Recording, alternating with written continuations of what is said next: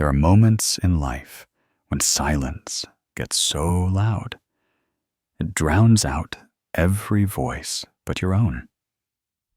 You sit there, motionless. The room is still, but your mind is sprinting. Conversations from last week, regrets from last year, fantasies about tomorrow, fears that haven't even happened. It doesn't matter where you are, your mind builds a world inside your head and traps you in it. And if you've ever felt like that, you're not alone. Nietzsche once wrote, "Thoughts are the shadows of our feelings, always darker, emptier, and simpler." But what happens when you start mistaking the shadow for the real thing? When overthinking becomes your default response to every uncertainty, every pause, every quiet pain? This video is for the ones who live in their heads because the outside world has felt too unsafe. For the ones who replay conversations, edit their own personality in real time, and feel exhausted even after doing nothing. For the brilliant, burnt-out minds who feel like they're thinking themselves to death. You clicked on this because you're tired of the loop, and you're ready for something to shift, even just a little. So let's do this differently. Let's stop trying to escape your mind, and instead start understanding why it won't let go of you. Because what you're about to realize might not just ease your thoughts.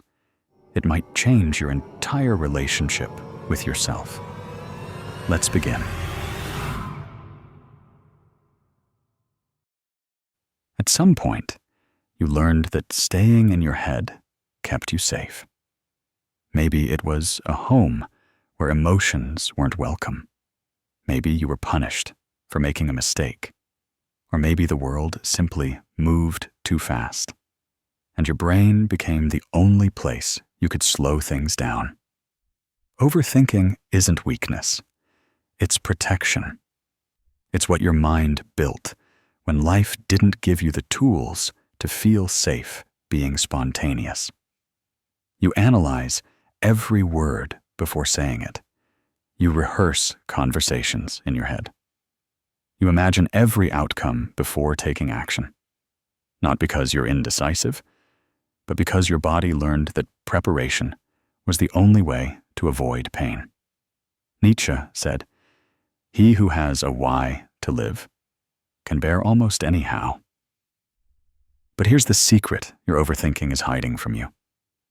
You've lost your why. You're thinking so much because you're afraid to feel.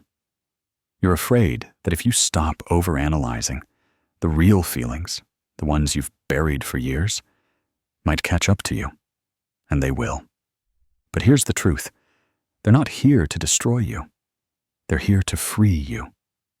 There's a hidden pattern to your thoughts, and if you trace it back, you'll start to notice something strange. Most of your overthinking isn't about the present. It's about protection.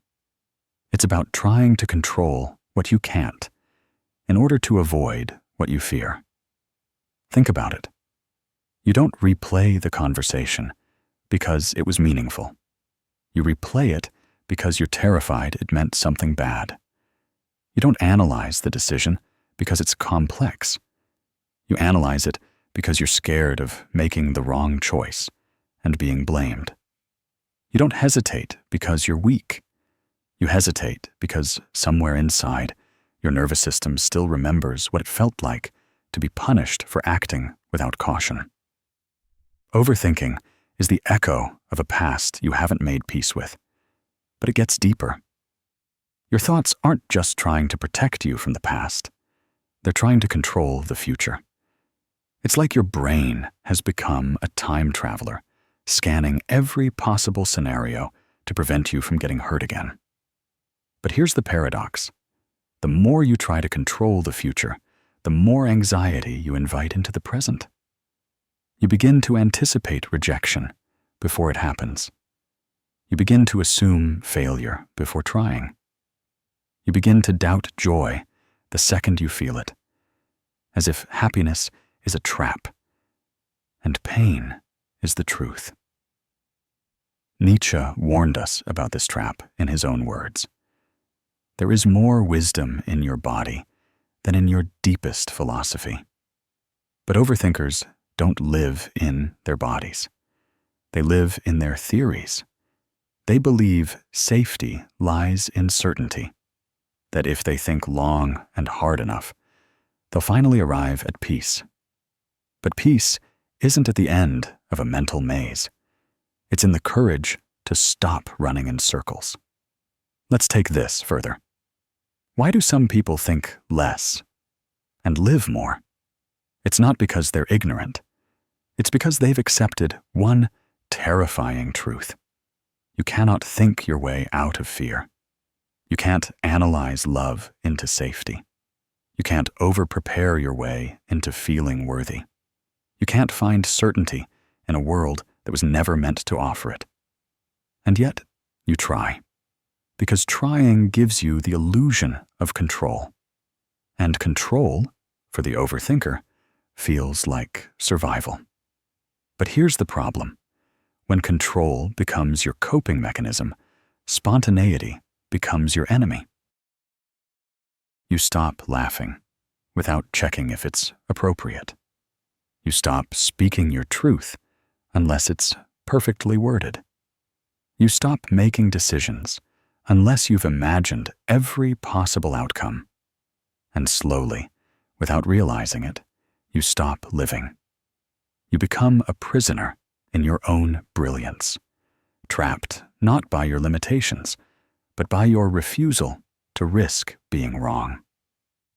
Nietzsche would call this the death of the will to power, the inner drive to expand, to become, to actualize your potential through experience. Overthinking kills this drive. It replaces momentum with loops. It replaces becoming with rehearsing. But you weren't meant to rehearse your life.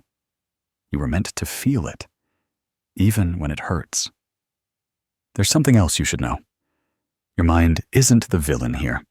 It's the child that wasn't taught how to trust. It learned that the world is inconsistent, that people change, that safety isn't guaranteed. So it built a strategy, one that's exhausting but familiar. And that strategy is overthinking. But you're older now. You have tools. You have awareness. And maybe, just maybe, you're ready to offer your mind something it's never known before. Compassion, not judgment, not shame, but understanding. The same way you'd comfort a friend stuck in fear, you can learn to speak gently to yourself. Not every thought needs an answer. Not every feeling needs a plan. Sometimes, the most intelligent thing you can do is to pause. Nietzsche said, "To live is to suffer. To survive is to find some meaning in the suffering." Your overthinking might not go away overnight, but you can start finding meaning in it. You can trace your fears to their roots. You can challenge the lie that says you must earn your worth through perfection. You can break the loop by noticing it, not fighting it. Because awareness isn't the end. It's the beginning. The beginning of living from your truth instead of your fear. The beginning of feeling your way forward instead of thinking your way in circles. The beginning of reclaiming the you that existed before the fear took over. Now let me leave you with something to sit with. If overthinking has become your shield, what's the wound it's been trying to protect? And what if, just for a moment, you didn't need protection at all? What if you were safe, even now, to simply exist? There's something strange about overthinking that most people never notice. It doesn't scream. It whispers. It doesn't always show up as anxiety. Sometimes it disguises itself as productivity, self-discipline, logic. But underneath it all, there's a quiet, relentless panic. A fear that if you don't think it all through, again and again, something will go terribly wrong. And here's the twist. Overthinkers are often the most intelligent people in the room. Not because they have all the answers, but because they've trained themselves to never stop asking the questions. Nietzsche might have called this the curse of the hyper-aware. To see everything, to feel too much, to carry the weight of consequences before they even happen. But awareness without boundaries becomes torment. And that's exactly what's happening to so many people who live their lives stuck in their own heads. Let's explore where this goes next. There's a mental loop you may have fallen into, and it goes something like this. You're presented with a choice. Instead of listening to your first instinct, you pause. You start reviewing every possible outcome. You imagine what others would think. You think about who it might hurt. You remember the last time something similar went wrong. Suddenly, you're not thinking to decide. You're thinking to delay. You've convinced yourself that one more moment of reflection might bring peace. But it doesn't, because your mind isn't searching for clarity. It's searching for certainty. And certainty is an illusion. Nietzsche would have said this craving for safety is a form of internal weakness, a refusal to confront the chaos of reality. You don't overthink because you're confused. You overthink because you're scared of being responsible for pain, yours or someone else's. But here's the truth you've avoided. Avoiding pain isn't the same as avoiding harm.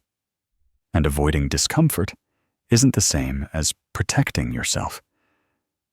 Your thoughts are clever. They create elaborate stories. They predict betrayal. They rehearse rejection. They replay shame. But your thoughts are not facts. And when you confuse them, you start living in a world that doesn't actually exist. You decline the opportunity, not because it's wrong, but because your imagined version of failure feels too vivid. You withdraw from the person, not because they've hurt you, but because your brain has already pictured the pain. You don't try, not because it's impossible, but because the story in your head says you'll regret it. And so, your life shrinks, not from reality, but from your perception of it. Nietzsche said, "The snake which cannot cast its skin has to die." And for the overthinker, the skin you need to shed is the false safety of your mental prison. There's a darker layer too. Overthinking is seductive. It gives you the illusion of control. It makes you feel like you're being careful, responsible, wise. It tells you you're doing something about it.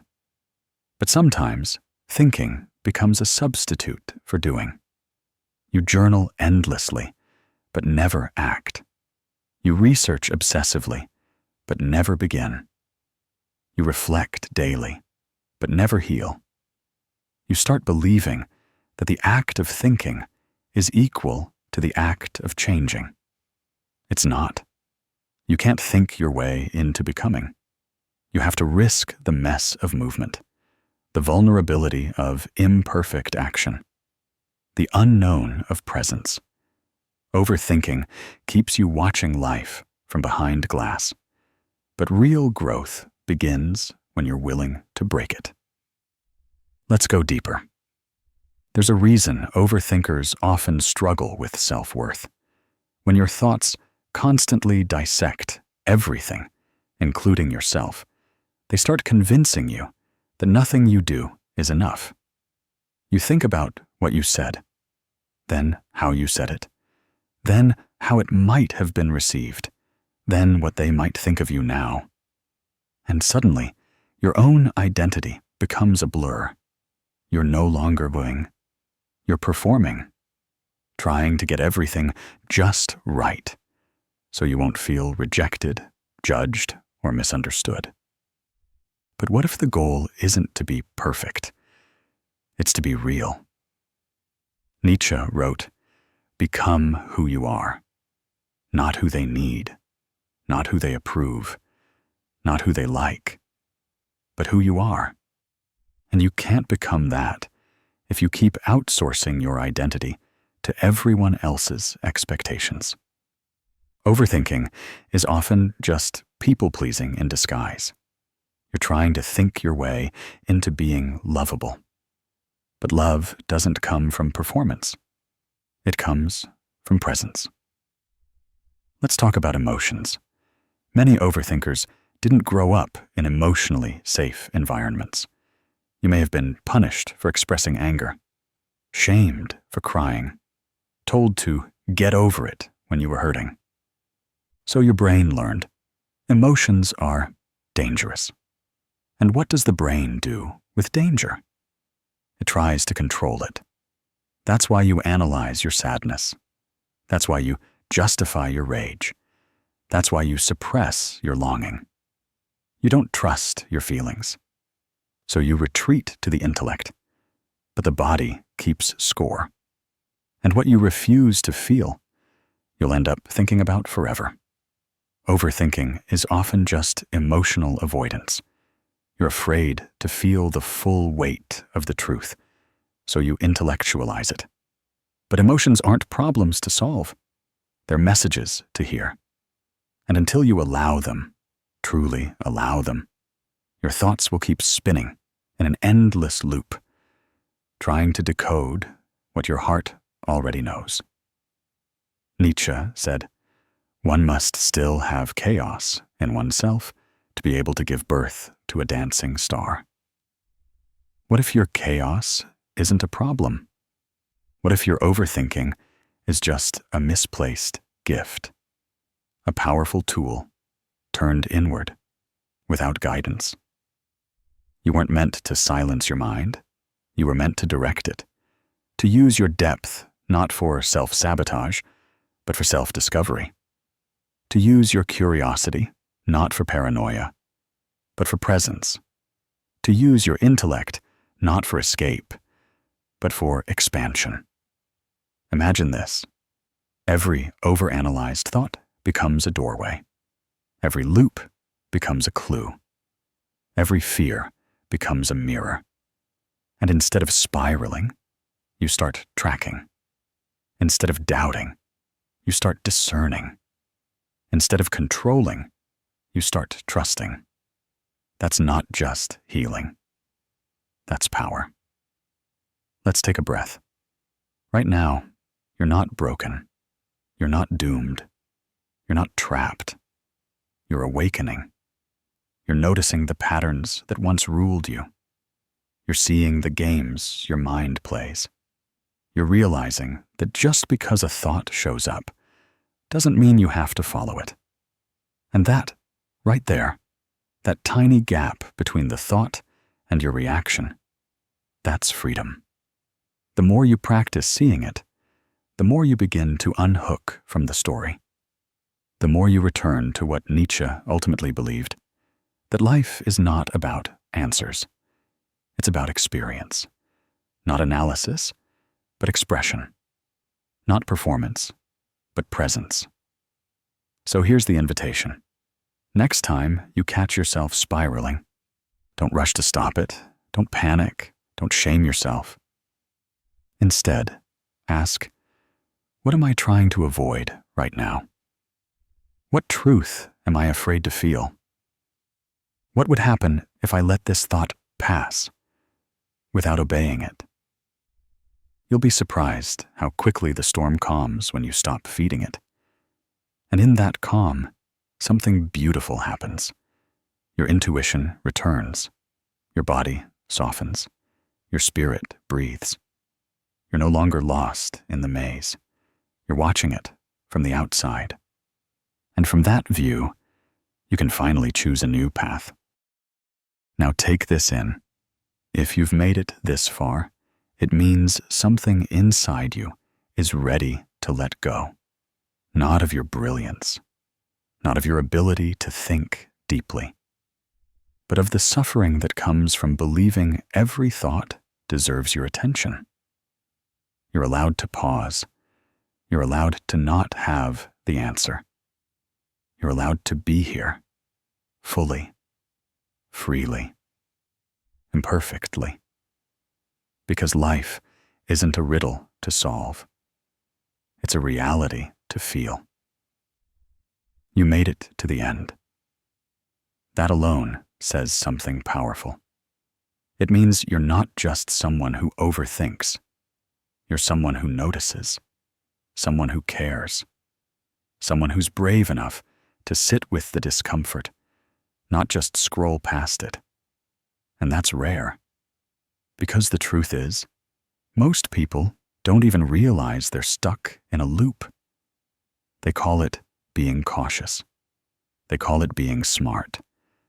But deep down, they're terrified of making the wrong move, so they never move at all. You chose to listen, to reflect, to stay. That's not weakness. That's strength in its rawest form.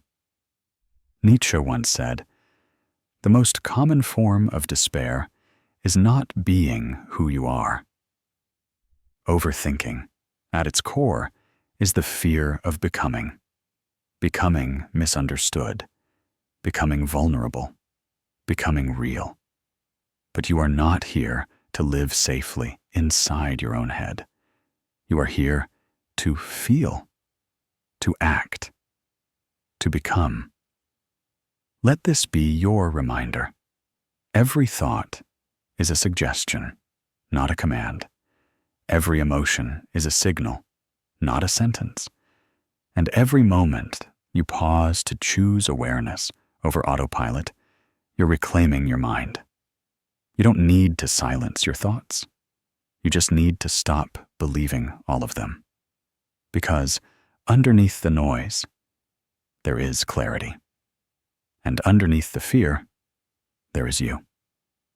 So the next time your mind races, take a breath and ask yourself, is this truth or just a habit? Is this caution or is this fear in disguise? Is this thought helping me grow or keeping me small? You already know the answers. You've just forgotten how to trust yourself. But trust isn't found in thinking harder. It's built in showing up again and again, even when it's messy, unclear, and unfinished. Especially then. So as this video ends, something else begins. Not perfection, not certainty, but something better. A quiet revolution inside your mind. And if this helped you even a little, subscribe. Because this isn't the end of the conversation. It's the beginning of a new way of seeing yourself. Let's keep going.